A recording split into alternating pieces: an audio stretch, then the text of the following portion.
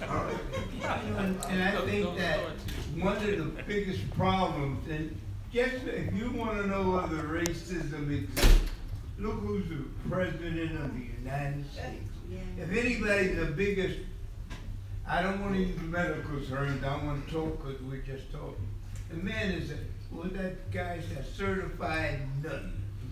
And if racism in this country hasn't gone anywhere, I just asked him, I think the Black Lives Matter movement is fantastic. I'm just asking what took so damn long. Because I see him, me with him, youth, but you can't be, as this brother's saying, if you're not committed, then get the fuck out. I mean, don't stay. Let the brothers sisters who are going to do it together. That's my advice. This room should be packed and everybody should be together. We should be contributing money, whatever we have. Now, I know doctors supposed to have money. We have a few bucks. But we need to get together. I'm still going to say togetherness. And we have a little bit different because like I said, I talk to her 4 hours a day. Every day I went to Rikers Island. In fact, I was so stupid. When I first went to Rikers Island, they tried to dissuade me. They made me wait in line for, like, I don't know, he knows he had to wait, and they put you on a bus, and they took you to the different buildings. Well, she was in the maximum security building, and I waited, and so finally I went. But when I went, when the bus came, he said, okay, you gotta go. I said, I'm with my patient and I'm not leaving. So dumb me sat in the bus left. Do you know I took my stupid ass with my medical bag and started walking, and all lights went on, and I said, damn, they could shoot me. But after that, the judge, I don't know his name, but he said, that doctor is crazy. So they gave me a captain, a white captain, a car. They made sure they drove me. They said, because if he gets shot, we in trouble. But I'm telling you, that was my determination to make sure, because my biggest thing, I'm going to shut up. If she did the trial hadn't come up, so I was taught in the white system, you're innocent until proven guilty, but that doesn't apply to black people. And the last thing I asked them, well, what the fuck did the baby do? I mean, why doesn't she have a right to heaven? I was a board student. Why didn't the baby have a right to be delivered? You know, and they couldn't answer me. You see, they had her handcuffed and had her feet when I saw her. And I'm saying, well, you know, and two big old guards, 250 and the guns and stuff. And I'm saying, I have to deliver her. They said, well, deliver her. I said, how would you like me to put your mama on this damn table and open her legs? I said, would you like that? And the guy said, well, the sheriff told us don't ever get away from her, that we can't touch her. I said, well, you're getting the fuck out of this room. And do you know that those guys went out of the room and I heard them talking to the sheriff? Sheriff said, didn't I tell you not to get away from her? They said, you better talk to that doctor.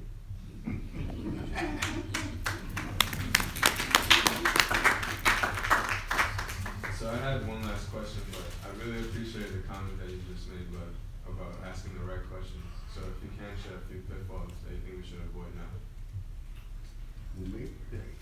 Basically, understand this.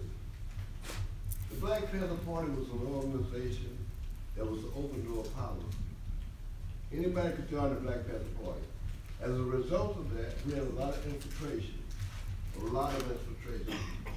Brother here, he got caught up in that. He was one of the 21, but he was fleet-footed, so they didn't capture him. But he had that charge. He was fleet-footed. So the thing is this: if you're organized, you got to be able to screen your people. The other thing is, if you're going to have an open door policy, the hierarchy within that organization, that needs to be separate from the rank and file. Because that's what happened to us. We were infiltrated by the government. We were youthful. We didn't understand what was happening when COINTELPRO came down. COINTELPRO had existed since 54 and 55. That's right. It started with Malcolm and King, and we stepped past all of that.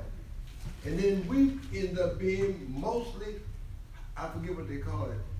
The Black Panther Party was hit 174 times, as opposed to all of the organizations. When our files came back,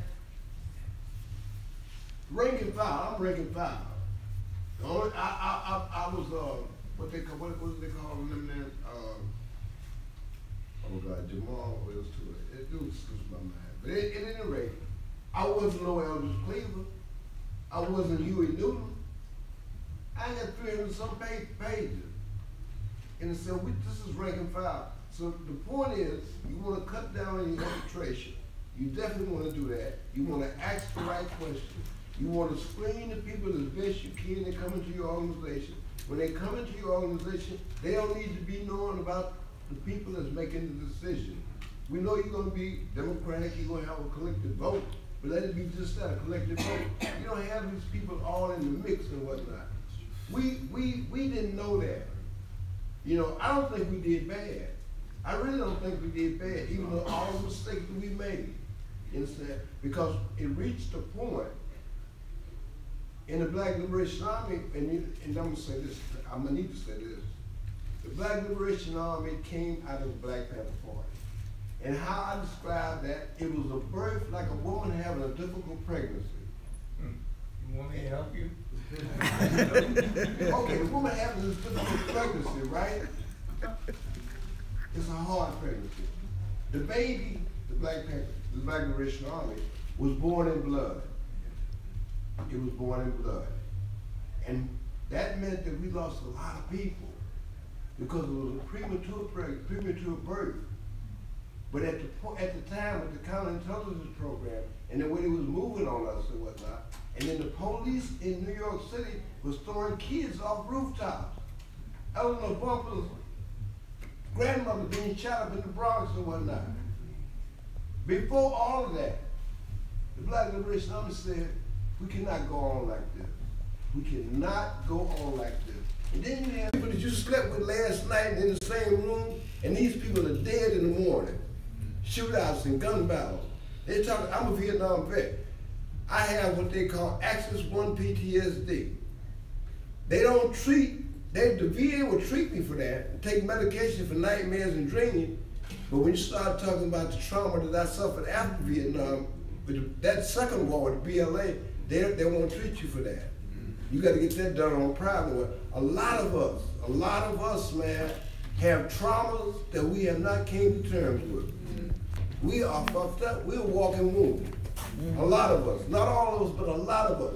And whether you was in gun battles or not in gun battles, the trauma of supporting them people, knowing that you may be shot or killed any minute, or you may go to jail. I'm talking about I was supporting that word, because we couldn't exist without them. People opened doors that didn't even know us, man. And then you had people out of fear who did know us, and we knock on their door at 2:30 in the morning, sirens in the street, and they say, I gotta go to work. These motherfuckers ain't never worked nowhere. You know, and I understand fear. God knows I do, man. I know what fear can be like. But I mean, you know, there's little things like that, and you may take it for granted now, but you gotta be mindful of those things, especially in the office of responsibility. You're gonna have young people coming in your organization that you're gonna have responsibility for. That's another burden that you gotta carry. Somebody gets killed, you carry that shit. We out there in the streets, walking over dead comrades' bodies, because we have to go. We got to go. That's trauma, you know, and nobody treats us for that. And a lot of us, man, went to alcoholism, drug addiction, a whole lot of shit, man, because people wanted a little relief, that's all. And let me tell my story of walking, because I said I'm getting real stupid up here. I think I might have a little different take on some of the problems that we had. I think a lot of them wasn't our own fault. We have to recognize that, as he just said, COINTELPRO had been around. That counterintelligence program was already sharp. They know what they were doing. And one of the big mistakes I think we made was, it's not so much let people come into the party, was allowing COINTELPRO to dictate how we react to it. Like when we created the Black Liberation Army, because we thought we had to. We wasn't really ready for war. The community wasn't ready for war, and we were premature in that instance. I think that we went to war against the greatest war machine in the world, and we wasn't ready for it. And that's why we got wiped out, because we wasn't ready for it. So I would say, don't allow them to move you into a military situation before you're ready to be in a military situation. Let that be your decision. That's something that you've decided, and then build for it, organize for it, be ready for what's gonna come, because it's gonna come. It's gonna come like you'll never believe it'll come. They will do all that they can to maintain this status quo. And they can do a whole lot. I mean, so we have to. I think we have to look at their responsibility in our mistake. Yeah, it was a mistake for us to go and try to do what we weren't ready to do, but we felt forced on it. I mean, they were kicking our doors down, shooting through our doors. I mean, they shot through the wall to kill Fred Hampton. So. It was a natural mistake to make, to go to war when you wasn't ready, because people had put you into a war that you wasn't ready for. My advice would be infiltration. And we're sitting in this room with everybody together, and I'm telling you now, there are more white niggers than white folk. We always got folk infiltrate us, listen to, I don't care what kind of meetings we have. You're gonna have somebody in there, because I used to stay in most of the meetings, because I knew that the white folk were gonna find out. So I would say run and tell that, because that's exactly what happens. So my advice is that the white folk want, and the bigger you get, then of course the more they're gonna infiltrate. And they don't infiltrate innocuously. They are trauma. I mean, they are malignant.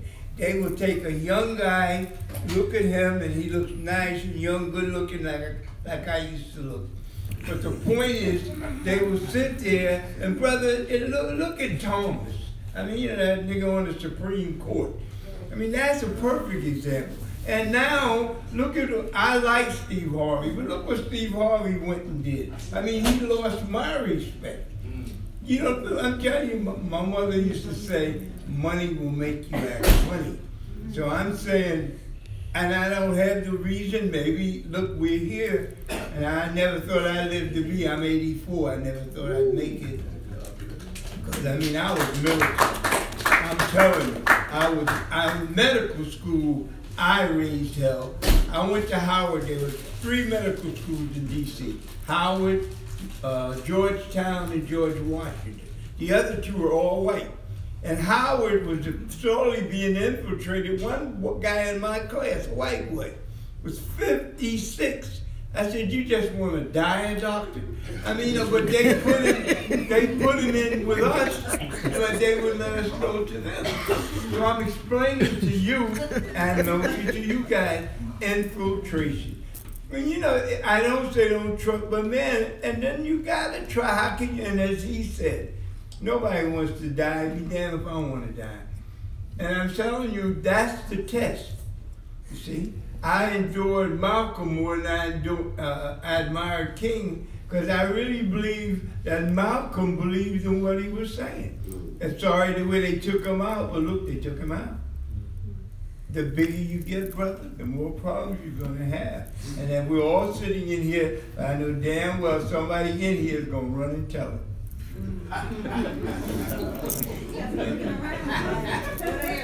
So we're going to open it up to the audience. We're going to take 2 to 3 questions. So if anyone would like to ask a question, I can pass the mic.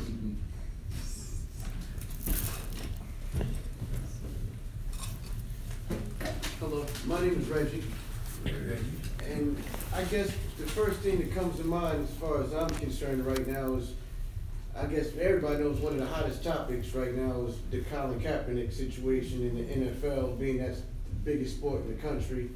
And that has a lot to do with the political situation. It's getting used in the political landscape right now. So I have my own views about it, and I've had this discussion with a lot of people, but I'm curious as to how the brothers who were actually there in the original civil rights movement, in the original fight, how you guys perceive it and what you feel about what's going on right now, as far as the kneeling and what the kneeling has turned to, you know, recently in Trump's his questions about it, what he said, things of that nature.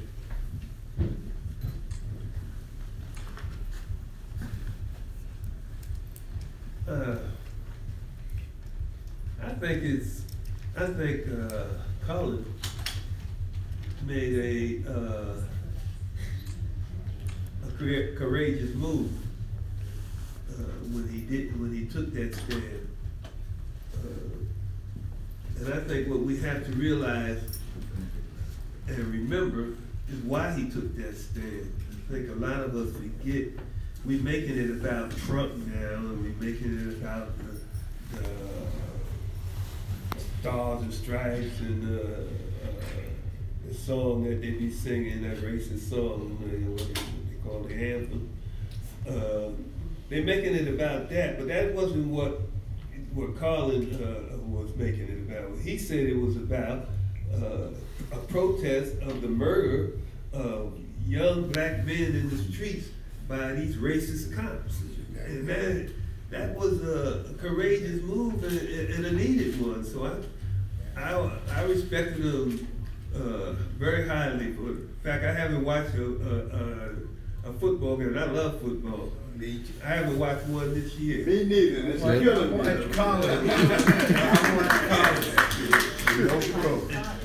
If they're not gonna give him a shot this year, I'm not gonna watch it.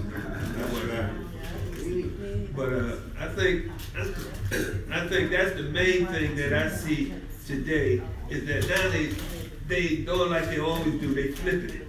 They making it about something else, and that's gonna take us off of what it was really all about. What it really was all about was really something that needed to be done and needed to be said, and it was a courageous move, and I think it should be supported by especially all African people, but all peace-loving and justice-loving people should be supporting the Colin.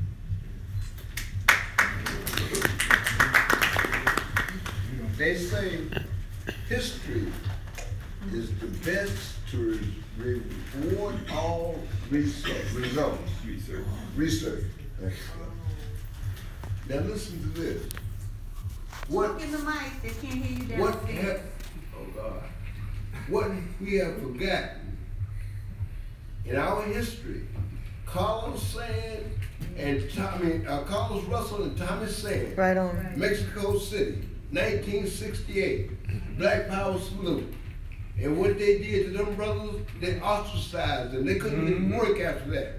Those guys should have been teaching track in the major universities and everywhere around the world. They didn't. I saw Thomas Sand, we talked a long time, because I knew his brother, his stepbrother. Thomas Sand was at the 50th anniversary of the Black Panther Party. Him and Bobby Seale was very close. What they did, Jamil Alameen, Kwame Ture, Bobby, and the leadership of the Black Panther Party met with them brothers. That other brother, Harry Edwards, he was doing something in the San Francisco area in regards to that. Black people, most people, did not support them brothers because they didn't know how to. They sympathized for, Tommy said, one of them had to go all the way to Canada to get work. You know, this time around, with the kneeling and all that there, it's gonna be a different ball game because of social media, because of Black Lives Matter, and other people then. We didn't have that kind of network then. So like I say, we don't never want to forget our history and where we came from. They made them brothers leave Mexico City, made them leave the goddamn country. They ain't had no authority to do that. You could put them out of the Olympic Village, but to tell them they had to get on a plane They fly back to the U.S. And they were met by a handful of revolutionaries, activists, SNCC workers, Black Panther Party members, and other nationalist organizations at that time. Very little support. They suffered financially, you know, immensely, you know, and they just, basically what I'm saying is, man, listen, the stuff that's going on now with the needles and whatnot, yesterday was too late. We should have been doing this shit a long time ago. And they just speaking about the oppression of us and cops killing people. They've been doing this shit before my time. When they killed that woman, Eleanor Bumpers, up in the Bronx, that grandmother, man, listen. Every individual that could wield a weapon should have made a response to that shit. But we didn't, you know, and I ain't telling nobody to go out there and die and put your life on the line. That's your choice. You know, that's a decision I can't make for you and can't tell you how to do that. You know, you have to feel that, you know. And I'm gonna be, listen. Asada Shakur, since we was talking about the film with her, she felt that. In the pit of her soul, she felt that. She had no qualms about that. In fact, a lot of us were surprised that we survived through it. Because it wasn't in the cards. We ain't supposed to be here. And I'm not wishing death on myself, but the cards didn't have us survive. We lost countless and countless and countless of brothers, their comrades, and motherfuckers I didn't even know that across this country that died out there, you know. And so, like, we ain't supposed to forget that, man. Bygones ain't bygones. That's right. All right, let me shut up. All right, let's give Paris a hand, please. And there was also Muhammad Ali. There you go. So we're gonna be downstairs. Come downstairs. You can finish the conversation. We have to turn the house for the next show. We have refreshments downstairs and the whole nine. Thank you very much for coming.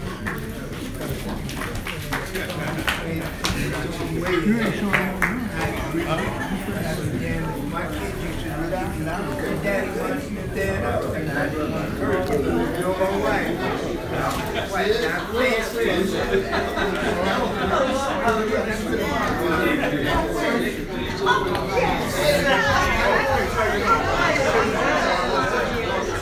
Now,